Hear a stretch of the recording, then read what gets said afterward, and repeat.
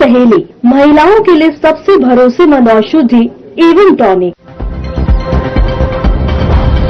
भारत के 53वें सीजीआई बने जस्टिस सूर्यकांत राष्ट्रपति द्रौपदी मुर्मू ने दिलाई पद की शपथ। पीएम और गृह मंत्री समेत सिमरन सिंह सैनी भी रहे मौजूद।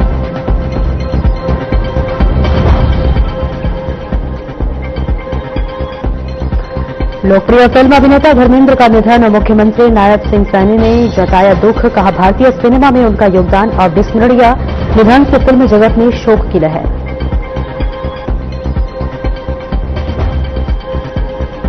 रक्षा मंत्री राजनाथ सिंह पहुंचे कुरुक्षेत्र, ब्रह्म सरोवर पर किया हवन और पूजन, साथ ही हजारा पवेलियन का किया उद्घाटन।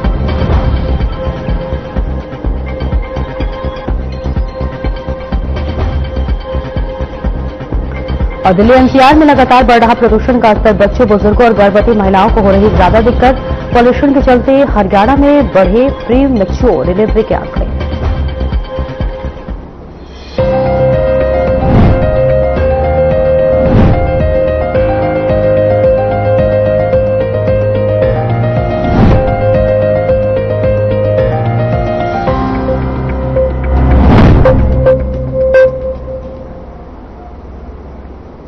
नमस्कार, मसला देख रहे हैं आप और मैं हूं आपके साथ सपना दीपक मंदेशा। दिल्ली में लाल किले के पास हुए कार विस्फोट मामले की जांच तेजी से चल रही है, जिसका तार सीधे हरियाणा के फरीदाबाद में स्थित अल फलाह यूनिवर्सिटी से जुड़ा हुआ है। पिछले हफ्ते अल फलाह यूनिवर्सिटी के फाउंडर और मैनेजिंग ट्रस्टी जावेद अहमद सिद्दीकी को प्रवर्तन निदेशालय ने आतंकवाद को फाइनेंस करने के आरोप में गिरफ्तार किया था। अब उनके खिलाफ एक और गंभीर मामला सामने आया है। दरअसल आपको बता दें, जांचकर्ताओं के मुताबिक अब सिद्दीकी के खिलाफ दिल्ली के मदनपुर खादर के पास गैर कानूनी तरीके से खेत की जमीन हड़पने के मामले में भी जांच हो रही है। कुछ लोगों का आरोप है कि तरबिया एजुकेशन फाउंडेशन ने जमीन पर हड़पने के लिए नकली पेपर और पावर ऑफ अटॉर्नी से जुड़े फर्जी डॉक्यूमेंट्स बनाए थे।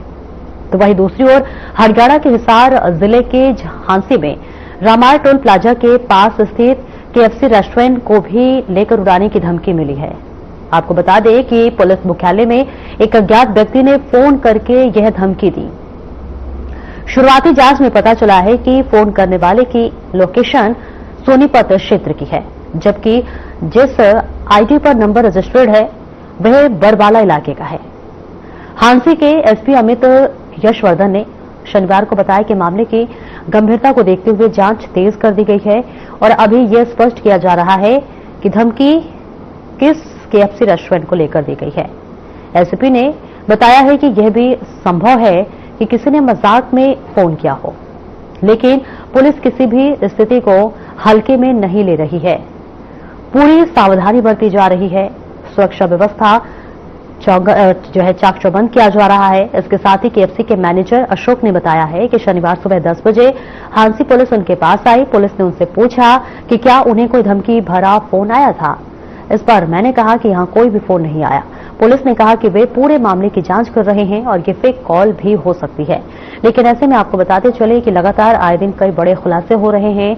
एक एक करके तमाम उन लिंक्स को पकड़ा जा रहा है जो इस पूरे गिरोह में शामिल थे।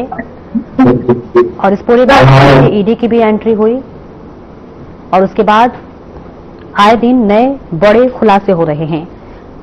10 तारीख में दिल्ली में लाल किले के पास कार ब्लास्ट हुआ और उसके बाद लगातार जांच की जा रही है और आए दिन नए नए खुलासे हो रहे हैं।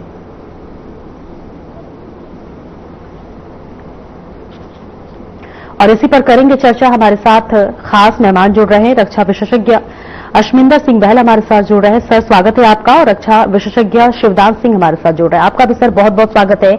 और अब हमारे वरिष्ठ पत्रकार मनोज कुमार भी हमारे साथ जुड़ रहे हैं। आपका भी बहुत बहुत स्वागत है सर। सबसे पहले अश्मिंदर जी आपके पास आऊंगी। सवाल ये है कि देखिए लाल किले के पास कार ब्लास्ट हुआ, नए नए जो है अब जो भी घोटाले, अब देखिए जमीन का भी घोटाला इसमें सामने आया। ऐसे में सवाल यह है सर कि जो सुरक्षा तंत्र है वो किस तरह के इनपुट्स पर ज्यादा जोर देता है, खासतौर से ऐसे टेरर फंडिंग मामलों की बात कर लें, जमीन घोटालों की बात कर लें।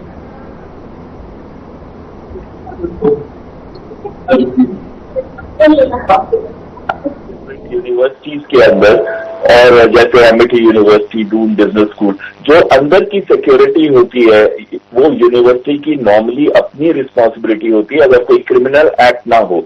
क्रिमिनल एक्ट के जब भी कोई क्रिमिनल एक्ट होता है या फिर कोई टेरर एक्ट होने की संभावना होती है तभी पुलिस एंटर करती है यूनिवर्सिटी। तो यूनिवर्सिटी एक बहुत ही सेफ एरिया है अगर कभी भी आपको कोई ऐसा एंटी नेशनल काम करना हो जहां पे लोग आप पे शक न करें। अब आप मेरे को एक चीज बताइए, अगर डॉक्टर आपके गले में स्टेथोस्कोप लेकर जा रहा है, कभी भी आपको शक होगा, सुबह होगी कि ये आतंकी हो सकता है, जो जान बचाता है वो जान कैसे ले सकता है। और ये जो व्हाइट कॉलर मॉड्यूल जो बन जाते हैं खासकर यूनिवर्सिटी के अंदर, तो यहाँ पे हमको अब बहुत ही सतर्क रहना पड़ेगा।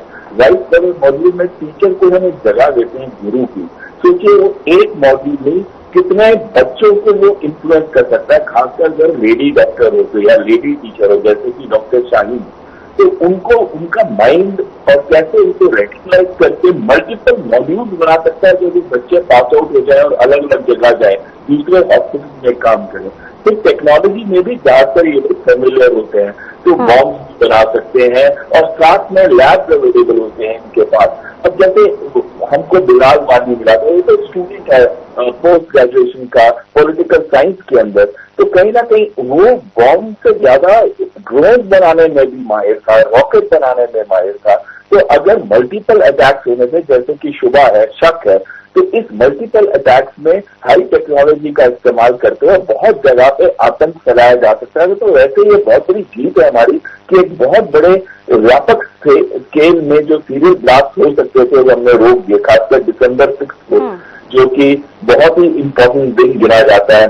तो एक चीज मैं यहाँ कहना चाहता हूँ, यूनिवर्सिटी के अंदर हमको अब ऐसे सेल अपने रखने पड़ेंगे जो मॉनिटर करते हैं, ना केवल स्टूडेंट्स को बट मॉनिटर करते हैं, टीचर्स को मॉनिटर करते हैं, डॉक्टर्स को मॉनिटर करते हैं, वो हर फैकल्टी को जिसके थॉट अगर कभी भी आपको लगता है रेडिकल हो या वो इन्फ्लुएंस कर रहे हैं लोगों को, क्योंकि ऐसा हो ही नहीं सकता कि इस व्यापक स्केल पे हो रहा है। वहां पे डॉक्टर मुजम्मिल भी थे, डॉक्टर उमर भी थे, डॉक्टर शाहीन भी थी, तो कहीं ना कहीं इतना बड़ा मॉड्यूल है, खासकर वहां पे जो एक्सप्लोजिव वेपन शाहीन के इसमें से भी मिले वेपन और एक्सप्लोजिव जो मिले डॉक्टर मुजम्मिल के, तो कहीं ना कहीं ये लिंक्स में बहुत क्लियर हो जाता है कि इनका जो दायरे में अगर कोई इनके ऊपर नजर रखता है तो जरूर कुछ ना कुछ पता चल सकता था। तो यानी कि यूनिवर्सिटी अगर बिल्कुल भी इनोसेंट है तब भी मैं कहूंगा यूनिवर्सिटी में जो इतना बड़ा कार्य हो रहा था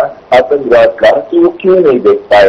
अब दूसरी बात आ जाती है जब हम क्लियरेंसेस देते हैं, जैसे कि नैक का एक्रेडिटेशन है, 2016 और 18 में ही उनके खत्म हो गए थे, चाहे वो इंजीनियरिंग कॉलेज के थे, चाहे एजुकेशन वाला विंग के थे, डिपार्टमेंट के थे। तो अगर उन कॉलेजेस के खत्म हो गए हैं तो कैसे अपने एडवर्टाइजमेंट पे लगा रहे थे? इसका मतलब क्या हमारी जो मॉनिटरिंग एजेंसी है, चाहे वो यूजीसी है, चाहे वो स्टेट गवर्नमेंट है, चाहे वो कोई भी है, क्या वो मॉनिटर नहीं कर रही कि ऐसे फॉल्स एडवर्टाइजमेंट दे के वो अपनी तरफ स्टूडेंट्स को ले रहे हैं और लाखों की फीस ऐंठ रहे हैं? तो उसके नाम पे भी वो जो गेट किए जा रहे हैं 400 करोड़ से ऊपर का पैसा जो है ऐसा ऐंठा गया है। तो कहीं ना कहीं सीबीसी के ऊपर पहले भी फ्रॉड का केस था, तो अगर फ्रॉड का केस था तो लैंड ग्रैबिंग का आपने बताया, तो कहीं ना कहीं ऐसे जो केसेस आते हैं तो जब हम किसी भी इंस्टीट्यूशन को एक्रेडिटेशन देते हैं, उनको मान्यता देते हैं, चाहे स्टेट गवर्नमेंट लेवल पे है, चाहे वो यूजीसी के लेवल पे है, सेंट्रल गवर्नमेंट के लेवल पे है, तो हम उनके ऊपर ये जांच क्यों नहीं करते कि क्या जो जितने सारे पेपर्स हैं क्या वो सारे के सारे सही है कि नहीं। अगर अब जब ईडी कर रहा है चेक उनके फाइनेंशियल चेक पे, अब माने मेरी एक्रेडिटेशन के लिए मैंने भी कई बार कॉलेजेस के भेजे थे डॉक्यूमेंट, उसमें पूरा लैंड रिकॉर्ड्स होता है, उसमें पूरे फंडिंग सीए के ऑडिटेड रिजल्ट्स होते हैं पिछले कुछ सालों के, तो क्या सभी कुछ फर्जी था? अगर फर्जी था तो उनको कैसे क्लियरेंसेज मिली? लेकिन ये जरूरी नहीं है कि पहले क्या नहीं हुआ, लेकिन ये जरूरी है कि आगे हम क्या कर सकते हैं। और मैं आपके पास बहुत नहीं हूँ अश्विंदर जी, शिवदान जी भी लगातार हमारे साथ बने हुए हैं। शिवदान जी देखिए, अगर किसी यूनिवर्सिटी से इस तरह के गतिविधियों के लिंक्स मिलते हैं, राष्ट्रीय सुरक्षा के हिसाब से कितना गंभीर माना जाता है इसे? मुझे आपका क्वेश्चन सुनाई नहीं पड़ा, थोड़ा आवाज बढ़ा करके थोड़ा क्वेश्चन बोलिए। जी जी बिल्कुल। देखिए सर, मेरा सवाल ये था, किसी भी यूनिवर्सिटी से अगर इस तरह के टेरर फंडिंग जैसे लिंक गतिविधियों के लिंक मिलते हैं, कितना गंभीर माना जाता है इसे राष्ट्रीय सुरक्षा के हिसाब से? देखिए, मैं जवाब दूं? जी, आप तक आवाज पहुंच पा रही है? जी जी बोलिए, शिवदान जी बोलिए, सुन रही हूं मैं बता रहा हूं आपको कि राष्ट्रीय सुरक्षा के दो हिस्से हैं, एक बाह्य सुरक्षा, एक आंतरिक सुरक्षा। तो पाकिस्तान की ISI जो है वो हमारे से 4 बड़े युद्ध करके हार चुकी है और अब वो एक परोक्ष नाम युद्ध लड़ रही है जिसका उद्देश्य था देश की आंतरिक सुरक्षा को नुकसान पहुंचाना। तो ये जो लाल किले जैसे विनाश हो रहे हैं हमारे देश में, ये हमारी आंतरिक सुरक्षा को क्षति पहुंचाने के लिए और देश में अशांति फैलाने के लिए हो रहे हैं। मगर हमने इस परोक्ष युद्ध को भी अभी तक उसी तरह प्रयास किया है जैसे हमने पाकिस्तान को 4 बड़े युद्धों में प्रयास किया है। तो इसलिए हमारी जो सुरक्षा एजेंसी है वो पूरी तरह विजिलेंट है और पाकिस्तान के जहाजों को सक्सेसफुल नहीं होने देंगे। हमारे साथ वरिष्ठ पत्रकार मनोज कुमार भी बने हुए हैं। मनोज, देखिए हमेशा से ये कहा जाता था, लोगों के दिमाग में जरूर ये बोला जाता था कि जो गरीब लोग हैं, जो गरीब युवा हैं, उन्हें भटकाकर उनका ब्रेन वॉश करके इस तरह की गतिविधियों में संलिप्त किया जाता है। लेकिन ये जो पूरा मामला है, जितने डॉक्टर्स हैं, जितने भी लोग इस पूरे मामले में सामने आ रहे हैं, वो पढ़े लिखे हैं, MBBS डॉक्टर हैं। ऐसे में कैसे हम इसे देखें और कैसे इन लोगों का जो ब्रेन वॉश किया जा रहा है? आप सही बता रहे हैं कि एक समय था, अगर 25-30 साल पहले की अगर हम बात करें तो पहले जो भी इन्वेस्टिगेशन एजेंसीज का जो भी रिपोर्ट आता था उसके आधार पे हम लोग कर सकते हैं कि जो कम पढ़े लिखे होते थे और जो सोचते थे कि मैं जल्दी से जल्दी पैसा कमा लूं, एक अपना स्टेटस बढ़ा लूं, इसी ख्वाब में जो है वो इस तरह के एक्टिविटीज में इन्वॉल्व होते थे। खास करके अगर जम्मू एंड कश्मीर की अगर हम बात करें, ज्यादा फिर इस तरह के केसेस जो है वो वहीं से मिलते थे। लेकिन इस तरह का नेटवर्क जो है पूरे इंडिया में देखा जा रहा है कि जो पढ़े लिखे लोग हैं वो किसी न किसी रूप में भ्रमित हो जाते हैं और टेरर फंडिंग के थ्रू जो है अपना वो मौज मस्ती करते हुए कोई भी सीक्रेट इंफॉर्मेशन वो डिस्क्लोज करते हैं, वो हमारे नेशनल सिक्योरिटी के लिए बहुत ही घातक है। तो मुझे ऐसा लग रहा है कि चूंकि यूनिवर्सिटी और की बात है, अभी जो प्रेजेंट हम लोग डिस्कशन कर रहे हैं उस पे यूनिवर्सिटी की बात आ रही है, तो मुझे लग रहा है कि UGC जैसी संस्था को भी मान्यता देने के पहले सब कुछ जो है देख रेख करना चाहिए, इंस्पेक्शंस करना चाहिए। जो भी डॉक्टर्स का रिपोर्ट जाता है, जो उनका डिग्री का या उनका रिसर्च की एरिया में ज्यादा हो रहा है, इसको भी जो है टाइम टू टाइम इवेलुएट करना चाहिए। नॉर्मली हमारे यहाँ यूनिवर्सिटीज में ये भी देखा जाता है कि ज्यादा से ज्यादा बच्चे एनरोल करा लेते हैं और टीचर जो है वो ज्यादा नहीं होते हैं और किसी न किसी रूप में गलत तरीके से इंस्पेक्शंस करा के वो एक्रेडिटेशन ले लेते हैं।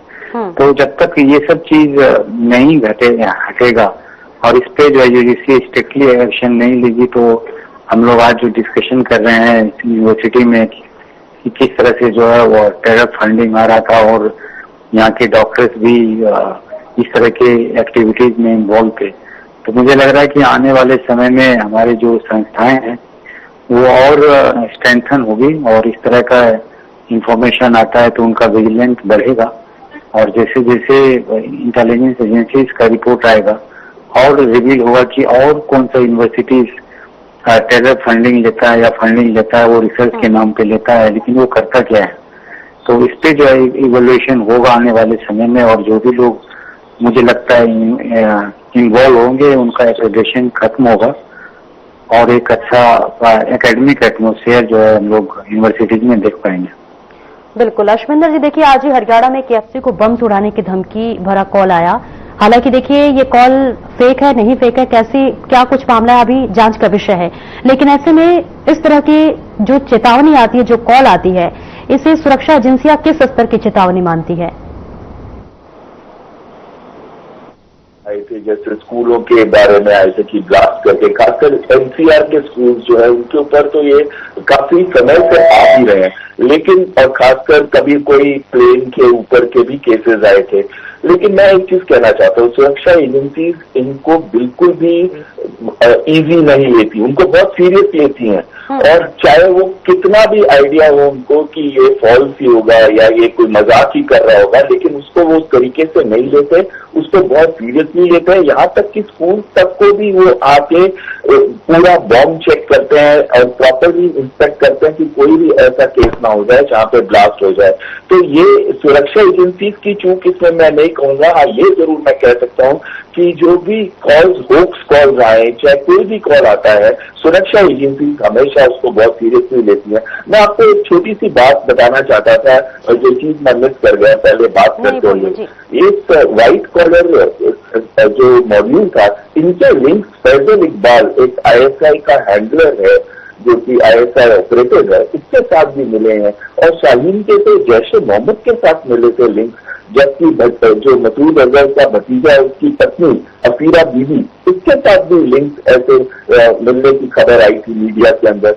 तो कहीं ना कहीं जब भी लिंक्स मिलते हैं किसी भी टेरर आउटफिट के साथ, तो हमें ये ध्यान जरूर रखना है कि इसका जो मेजर कोऑर्डिनेटर है, जो स्ट्रेटेजी फॉर्मुलेट करता है, वो ISI है। ISI का मतलब इंटर सर्विसेज इंटेलिजेंस, और उसके DG जो आसिम मलिक है इस समय, तो वो करते हैं इसको पूरा। अगर आपको याद हो, आसिम मुनीर जो कि उनके फील्ड मार्शल हैं, जो इस समय CDF बन गए, चीफ ऑफ डिफेंस फोर्सेज, और तीनों सर्विसेज उनके अंडर आ रही हैं। जब वो DG ISI थे तब पुलवामा अटैक हुआ था। तो कहीं ना कहीं ये बहुत पहले से ही ऐसी चीज हो रही है जहां पे ISI जो है मेजर अटैक्स को कोऑर्डिनेट करती है, स्ट्रेटेजाइज करती है, चाहे वो मुंबई अटैक हो, चाहे वो पहलगांव का हो, चाहे वो पुलवामा हो। तो ये लिंक्स को भी हमें, जो इंटरनेशनल लिंक्स हैं, इनको भी अब तोड़ना पड़ेगा। बिल्कुल। शिवदान जी, आपसे जानना चाहूंगे, देखिए दुनिया में कई ऐसे देश है जहां कट्टरपंथी जो समूह है इस तरह के शिक्षण संस्थानों का गलत कामों के लिए, टेररिंग के लिए इस्तेमाल करती है। ये जो पूरा मामला है, ये लगातार भारत में किस तरह से उभर रहा है, इसका किस तरह से विस्तार किया जा रहा है और कितनी तेजी के साथ इस पर काम चल रहा है सुरक्षा एजेंसियों की तरफ से? देखिए, ऐसा है, जो पाकिस्तान ने जो हमारे खिलाफ जो परोक्ष युद्ध छेड़ रखा था, उसमें पहले उसने नॉर्मल आतंकवादियों को इस्तेमाल किया था। तो उनको हमने पूरी तरह परास्त करके और जम्मू कश्मीर में शांति स्थापित कर दी थी। पंजाब में हमने 80 के दशक में शांति कर दी थी। तो इसलिए अभी पाकिस्तान की ISI ने नया तरीका निकाला है कि उन्होंने व्हाइट कॉलर जॉब्स जो करने वाले लोगों को, उनको चुना है और उनको सैनिटाइज किया है, उनको रेडिकलाइज किया है, और रेडिकलाइज करने के बाद जिन पे कोई शक नहीं कर सकता, ऐसे लोगों के थ्रू उन्होंने आतंकवाद फैलाने की शुरू की हमारे देश में। इससे क्या होता है कि इसको फैलाने के लिए इनको एक तो व्हाइट कॉलर लोग चाहिए और रेडिकलाइज करने वाले लोग चाहिए, जो इनको रेडिकलाइज के लिए इनको लेक्चर दे सके, इनको मोटिवेट कर सके। इसके अलावा फंड रेजर चाहिए, इनको कंट्री से या विदेशों से जहां भी इनको फंड की जहां मिल सकते हैं वहां से फंड इकट्ठा करके वो ऐसी एक्शनों के फंड इकट्ठा करते हैं। तो इसलिए ये जो आतंकवाद जो देश में चलाने की कोशिश करते हैं, इसके 3 हिस्से होते हैं। एक तो रेडिकलाइज करने वाले, फंड रेज करने वाले, और व्हाइट कॉलर जो इसको प्रोपोगेट करने वाले। तो इसलिए जो इस तरह की यूनिवर्सिटीज में हमारे देश में जो शुरू हुआ है, अभी ये जो पहला जो वाकया नजर आया है सामने, और जो इतने बड़े डॉक्टरों का रैकेट नजर आया है, ये व्हाइट कॉलर लोग हैं जिनके ऊपर कोई शक नहीं कर सकता, इनसे वो अपना काम कराना चाहते हैं। इसलिए पाकिस्तान की ISI अपनी चालें बदलती रहती है और ये भी उसके चाल है। इसलिए हमारी सुरक्षा एजेंसी को और भी केयरफुल हो जाना चाहिए और विजिल हो जाना चाहिए, और किसी तरह चाहे कोई भी है, हर एक की सुरक्षा पूरी जांच होनी चाहिए। बिल्कुल। मनोज, आपसे जानना चाहूंगी, देखिए इतने बड़ी यूनिवर्सिटी में इतने दिनों से इस तरह की गतिविधियों को अंजाम दिया जा रहा था, अब तक किसी एजेंसी की नजर क्यों नहीं पड़ी? मैं ये कहना चाहूंगा कि एजेंसियां जो है अपने काम करती रहती है, और नॉर्मली हम लोग ये देखते हैं कि कोई घटना घट जाती है तो फिर में एजेंसियों पे सवाल उठाते हैं, लेकिन वो अपना गुप्त चुप में जो है वो काम करते रहती है और वो ऑपरेशन उनका होते रहता है। नॉर्मली जो है टेरर का जो मॉडल होता है वो टाइम टू टाइम वो चेंज होते रहता है। जैसे साइबर क्राइम की अगर बात करें तो पिछले 10 साल से जो है साइबर क्राइम जो है वो बढ़ा है, और इसका भी ये मॉडल को भी जो है वो टेररिस्ट ने अपनाया, और तरह तरह का जो है हैकिंग की अगर बात सामने कभी कभी आ जाती है तो और अभी अगर बात करें करंट में तो आर्टिफिशियल इंटेलिजेंस की अगर हम बात करें तो ये मॉड्यूल भी आने वाले समय में मुझे लग रहा है कि वो यूज करेगा और कर भी रहे होंगे। तो मुझे ऐसा लग रहा है कि हमारे एजेंसियां जो हैं आईबी हैं और वो राव हैं जो अपने स्तर पे जो है इस तरह की घटना पे वो ऑब्जर्वेशन उनका स्ट्रिक्टली रहता है। और नॉर्मली चूंकि ये घटना एक ऐसी होती है कि ये सीक्रेट रूप में ये करते हैं, हालांकि एजेंसियां इन पे ध्यान करती रहती है, चाहे टेलीफोनिक कॉल का रिव्यू करना, चाहे साइबर रिलेटेड ईमेल या जो भी व्हाट्सएप हो, ये सब ग्रुप को नॉर्मली भारत सरकार द्वारा जो है एक्सेस मिलने के बाद ये सब करती रहती है। तो चूंकि इनका मॉडल जो है एवरी टाइम चेंज होते रहता है, लेकिन ऐसा नहीं कर सकते हैं कि घटना घट जाती है और हमारी एजेंसियां पे क्वेश्चन करना चाहिए। नहीं, मुझे लग रहा है वो 24 आवर्स वो हमारी सुरक्षा पे लगे हुए हैं और वो इफेक्टिवली काम करते हैं। बिल्कुल अश्विंदर जी, देखिए इस ऐसी गतिविधियों में अब इस यूनिवर्सिटी का भी देखिए अब एंट्री हो गया, यूनिवर्सिटी में इस तरह की गतिविधियों को अंजाम दिया जा रहा है। आपके लिहाज से क्या लगता है, सरकार को शिक्षा संस्थानों पर किस तरह से और अधिक मॉनिटरिंग करनी चाहिए? सबसे बेस्ट क्वेश्चन आपने ये वाला पूछा है। सबसे पहले मैं कहूंगा कि जो इंटेलिजेंस एजेंसीज हैं हमारी और जो सिक्योरिटी एजेंसीज हैं, जैसे कि जर्नलिस्ट वो बता रहे थे, वो मुस्तैद रहती है, 24/7 वो काम करती है और 100 में से 99 अटैक्स को देखती है। अगर आप देखिए इतना बड़ा जो ये लोग प्लान कर रहे थे, सीरियल ब्लास्ट प्लान कर रहे थे, ऑल ओवर इंडिया में भी हो सकता है, कुछ स्टेट के अंदर 4 से 6 जगह पे प्लान कर रहे थे दिसंबर से, जो कि बाबरी मस्जिद का है। तो कहीं ना कहीं उसको तोड़ने में इन्होंने बहुत बड़ा काम किया है, लेकिन एक ब्लास्ट जो था वो निकल गया, वो दिल्ली का था। हो सकता है कोऑर्डिनेशन के अंदर जब तक वो कोऑर्डिनेट कर पाए अलग अलग पुलिस एजेंसी के साथ या सिक्योरिटी एजेंसी के साथ, तब तक वो भाग चुका था, लेके चला गया था और साथ में उसने एक्सप्लोर कर दिया था। लेकिन दूसरी चीज जो आपने बोली है वो बहुत ही महत्वपूर्ण है और वो चीज ये है कि हम ऐसा क्या कर सकते हैं। देखिए, सबसे पहले मैं कहूंगा कि अभी तक गवर्नमेंट ने अंकुश नहीं लगाया है। ये जो अप्रूवल एजेंसीज हैं, चाहे वो यूनिवर्सिटी ग्रांट कमीशन है, चाहे वो स्टेट के जो अप्रूवल एजेंसीज है, इनके ऊपर अंकुश लगाने का समय आ गया है, क्योंकि इनके ऊपर दावेदार होता है, इनकी रिस्पॉन्सिबिलिटी होती है कि पूरी तरीके से चेक किया जाए जब अप्रूवल दे रहे हैं, चाहे वो माइनॉरिटी के अंदर आते हैं इंस्टीट्यूशन, चाहे वो नॉर्मल सेंट्रल या स्टेट गवर्नमेंट के इंस्टीट्यूशन आते हैं उनके अंदर, एजुकेशनल इंस्टीट्यूशन। तो कहीं ना कहीं अब इनको भी अकाउंटेबल बनाने का समय आ गया। अगर हम देखेंगे अल फलाह यूनिवर्सिटी के लिए, तो हमें पूछना पड़ेगा, यूजीसी से पूछना पड़ेगा, नैक से पूछना पड़ेगा, और जो स्टेट गवर्नमेंट जिन्होंने अप्रूवल दिया उनको अकाउंटेबल करना पड़ेगा। जब तक हम अकाउंटेबिलिटी नहीं लाएंगे तो आगे भी ऐसे काम होते रहेंगे। अकाउंटेबिलिटी लाएंगे, इससे 100 लोग और डरेंगे और फिर वो लोग जो भी किसी वजह से उन्होंने किस प्रेशर से या किस तरीके से या किस वजह से उन्होंने वो अप्रूवल दिए हैं, क्योंकि हर जो अप्रूवल दिया जाता है वो शॉर्टकट किया गया है, वो कहीं ना कहीं बाद में जाके बहुत प्रॉब्लम क्रिएट करता है। बिल्कुल, बेहद संवेदनशील मुद्दा ये रहा है। बहुत बहुत शुक्रिया आप तीनों का इस महत्वपूर्ण चर्चा में जुड़ने के लिए। तो दिल्ली में लाल किले के पास हुए विस्फोट मामले की जांच लगातार तेजी से चल रही है। सुरक्षा एजेंसियां ताबड़तोड़ इस पूरे गिरोह का पर्दाफाश करे। देखना भी दिलचस्प होगा कि आखिर इस पूरे गिरोह का पूरी तरह से भंडाफोड़ कब तक होता है। फिलहाल इस चर्चा में मेरे साथ इतना ही। नमस्कार।